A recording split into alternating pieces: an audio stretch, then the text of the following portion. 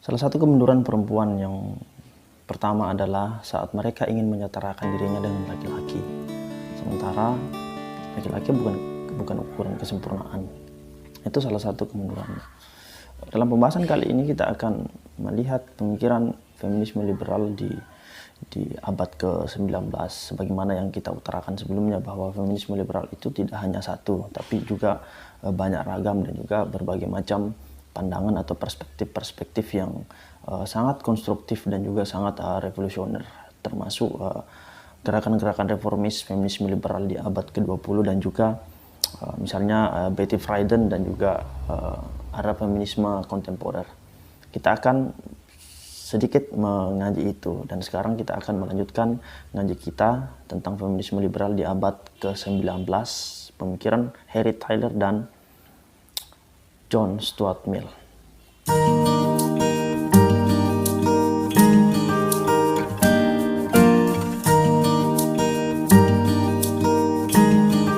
Bismillahirrahmanirrahim. Assalamualaikum warahmatullahi wabarakatuh. Teman-teman sekalian, pada kesempatan kali ini kita akan melanjutkan ngaji kita feminisme liberal. Sebagaimana yang kita sudah bahas yang lalu-lalu, pemikiran Mary Wollstonecraft yang memandang bahwa kesetaraan pendidikan perempuan harus dimaksimalkan, setara dengan laki-laki.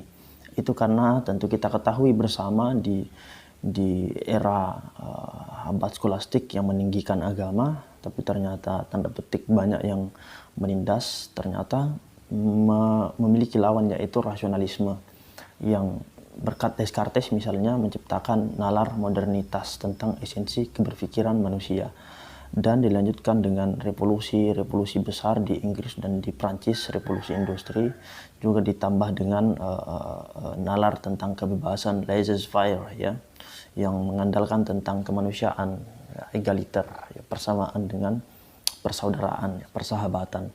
Nah, semua itu menjadi jargon atau gebyar dari liberalisme. Jadi agenda-agenda liberal ini sebenarnya punya banyak aspek, bukan hanya kesetaraan pendidikan sebagaimana pandangan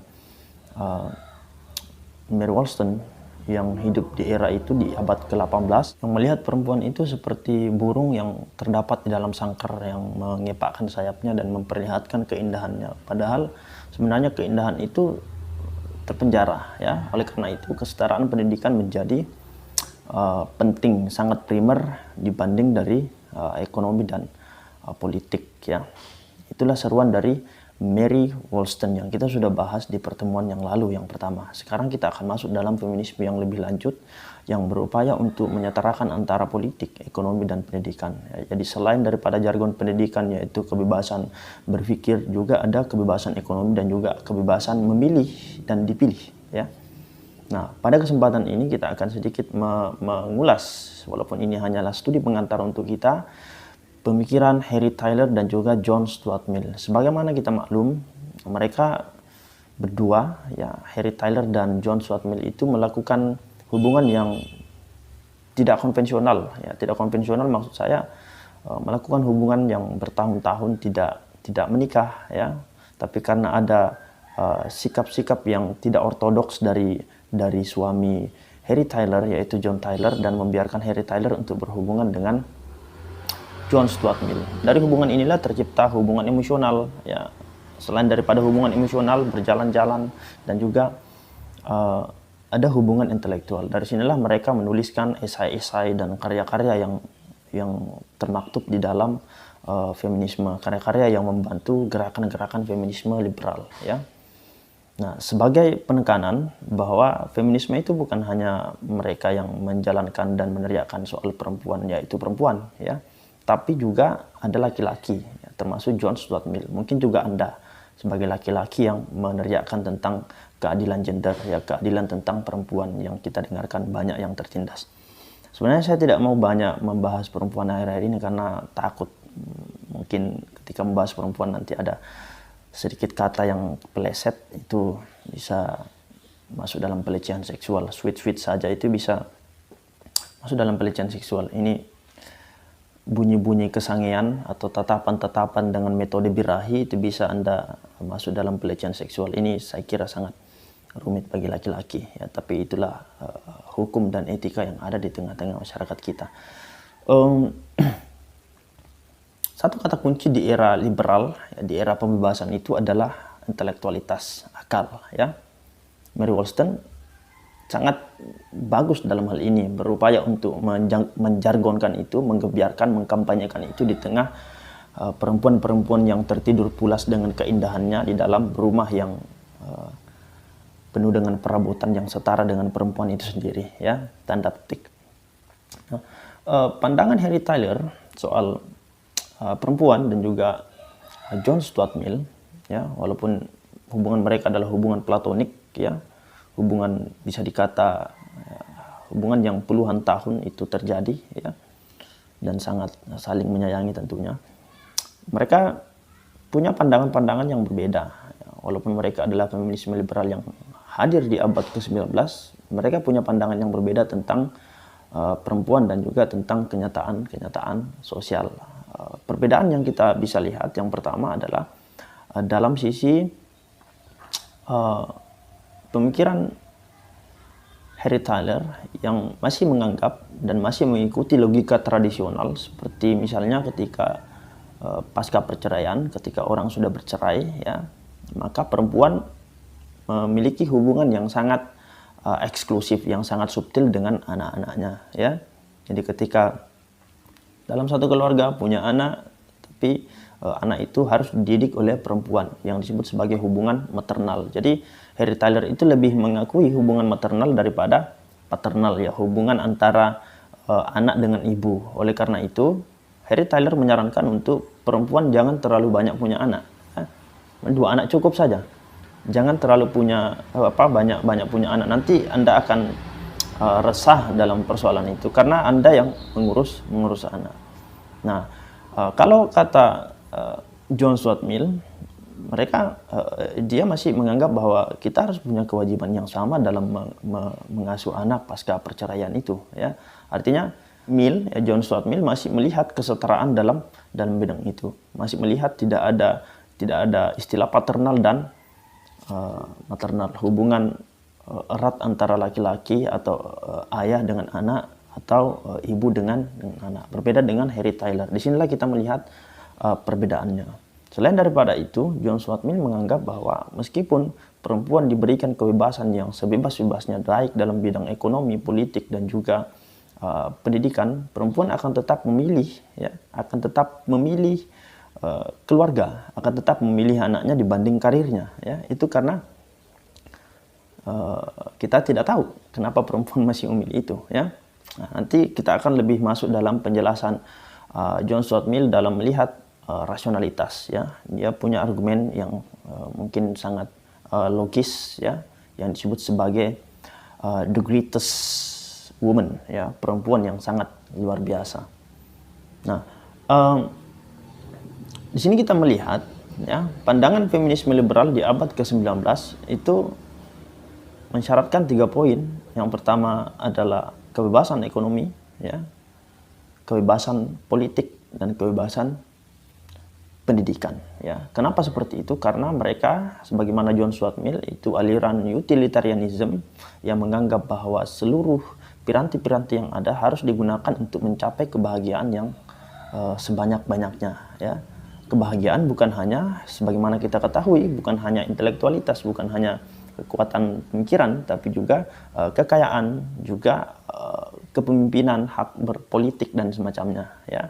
Jadi setiap kita ingin menghendaki kebahagiaan itu. Oleh karenanya setiap piranti-piranti yang ada kita harus gunakan, termasuk politik, ekonomi dan intelektualitas. Dari gagasan inilah mereka membangun satu rancangan feminisme bahwa sebagaimana kata Harry Tyler, ketika perempuan diperhadapkan dengan dia seorang ibu rumah tangga, dia adalah istri sekaligus pengasuh anak, perempuan juga harus, dan semua perempuan dalam bidang ini memiliki pilihan yang lain ya. Ada pilihan yang ketiga, yaitu meniti karir.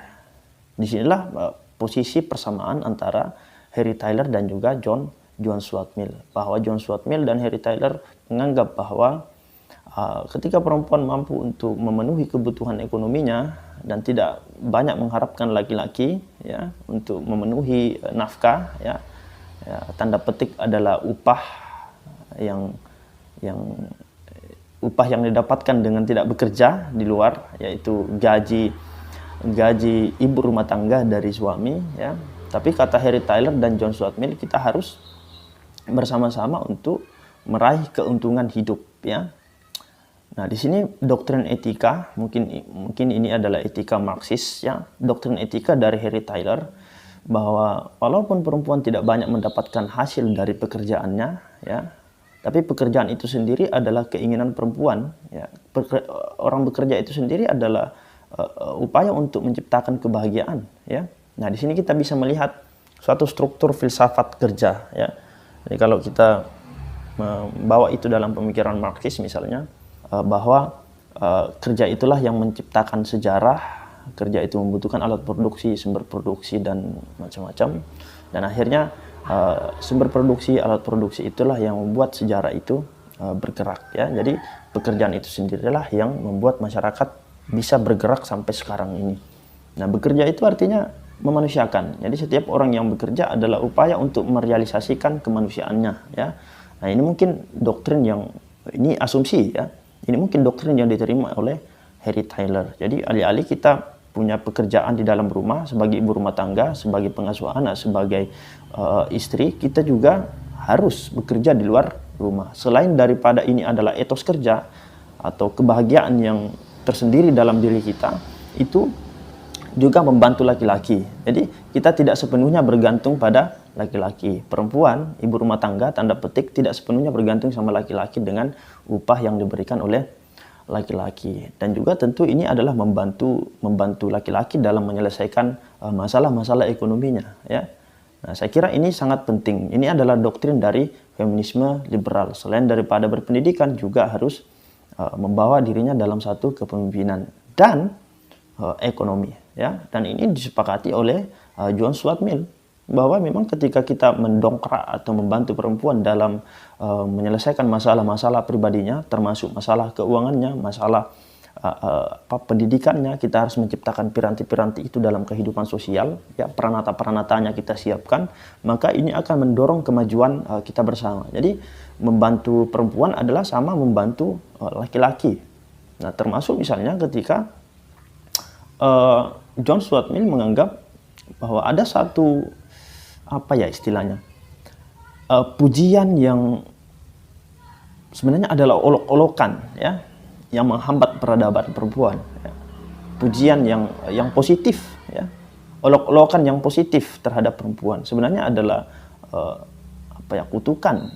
Misalnya standar ganda etis di dalam kehidupan kita adalah upaya merusak perempuan, tanda petik ya, yaitu menganggap perempuan bahwa perempuan itu tidak egois ya, selalu ingin mengorbankan dirinya daripada orang lain, daripada anaknya, lebih baik dia mati daripada anaknya yang mati, atau suaminya yang mati, atau pasangannya yang mati, atau yang dicintainya yang mati. Atau dia punya kasih sayang yang tinggi sebagaimana yang dikatakan Carol Gilligan misalnya, the ethic of care ya, etika kepedulian perempuan. Perempuan itu punya kasih sayang sangat lembut. Nah, ini kata Stuart Mill adalah semacam standar etis yang justru membuat perempuan tidak bisa masuk dalam dirinya yang utuh. Nah, disinilah John Stuart Mill mengambil satu pandangan tentang the greatest women ya, atau perempuan yang sangat luar biasa. Apa maksud dari perempuan yang sangat luar biasa? Ini sebenarnya adalah argumentasi yang postulasi yang membuat John Stuart Mill bertahan dalam argumentasinya atas perempuan itu bisa setara dengan laki-laki. Misalnya kita sering mendengarkan kebanyakan perempuan itu tidak bisa melakukan hal ini, melakukan hal itu. Katakanlah perempuan tidak bisa mengangkat kayu bundar ya, atau perempuan tidak bisa panjat kelapa ya, perempuan tidak bisa panen kelapa sawit, atau banyaklah dalam hal-hal intelektual ya. Nah, itu adalah standar rata-rata ya, ukuran rata-rata perempuan ya. tapi tidak ada, ini kata John Stuart Mill, tidak ada seorang pun yang boleh dan menyimpulkan bahwa ketika itu tidak bisa dilakukan oleh perempuan, sebagian banyak perempuan tidak bisa melakukan itu, maka semua perempuan tidak boleh melakukan itu. Ya, inilah kesalahan di tengah masyarakat kita, bahwa di mana ukuran rata-rata perempuan tidak bisa melakukan itu secara spesifik yang bisa dilakukan oleh laki-laki, kemudian menciptakan generalisasi bahwa perempuan tidak boleh melakukan itu. Nah, artinya ada suatu asosiasi yang terbangun, ya, kesan-kesan yang terbangun di mana perempuan secara rata-rata tidak bisa melakukan itu, kemudian laki-laki, termasuk juga mungkin perempuan, menyimpulkan, termasuk Anda ataupun saya menyimpulkan bahwa perempuan tidak boleh melakukan itu. Akhirnya tercipta suatu konstruksi kodrati bahwa perempuan kodratnya seperti ini dan seperti itu, ya, termasuk kekuatan intelektual, ya. Jadi kekuatan intelektual itu adalah suatu konstruksi atas perempuan, bahwa perempuan itu kekuatan intelektualnya tidak bisa atau tidak mampu untuk menyetarai laki-laki, ya. Nah, disinilah kita menemukan the greatest woman, ya. Ada perempuan yang luar biasa. Betapapun ada perempuan yang melakukan sesuatu yang tidak bisa dilakukan oleh banyak laki-laki. Kita contohkan sajalah mungkin Ibu Megawati, ya. Ibu Megawati, seorang presiden, mantan presiden, tapi apakah berapa banyak laki-laki di Indonesia yang tidak pernah jadi presiden misalnya, ya. Ini salah satu contoh, ya. Atau dikatakan bahwa perempuan itu lemah akal, ya. Nah, berapa banyak perempuan yang bisa mungkin di tingkat profesor itu kita temukan banyak sekali, ya. Dan banyak para laki-laki yang tidak bisa sampai dalam jenjang itu, kan. Atau berapa banyak perempuan yang bisa menulis, berapa banyak perempuan yang pandai berfilsafat, ya. Dan banyak laki-laki yang tidak bisa melakukan itu. Artinya ada standar, ya, rata-rata perempuan tidak bisa melakukan hal tertentu dan hal yang lain yang bisa dilakukan oleh laki-laki, tapi kita tidak bisa melakukan generalisasi atas itu yang akhirnya membuat perempuan itu terkonstruk, ya, atau melahirkan etika yang ganda, termasuk pujian-pujian yang berupa olok-olokan ketika perempuan dikatakan sangat penyayang, sangat tidak egois, mudah berkorban, sangat pekah dan semacamnya. Itu adalah upaya untuk meruntuhkan perempuan. Ini pandangan John Stuart Mill, ya. Nah, selain dari itu, ya, kata John Stuart Mill, ada satu hal yang perlu ditekankan karena ini di era liberal, ya. Ketika ada perempuan dan atau mungkin satu pekerjaan yang semuanya bisa dilakukan oleh laki-laki dan tak ada satupun perempuan yang mampu melakukan itu, maka kita tidak boleh melarang perempuan untuk melakukan itu. Kenapa? Ya karena ini di zaman liberal, ini di zaman kebebasan, orang harus melakukan sesuatu sesuai dengan kehendak dirinya, yang penting tidak menghalangi orang lain dan tidak melukai orang lain, ya. Ketika perempuan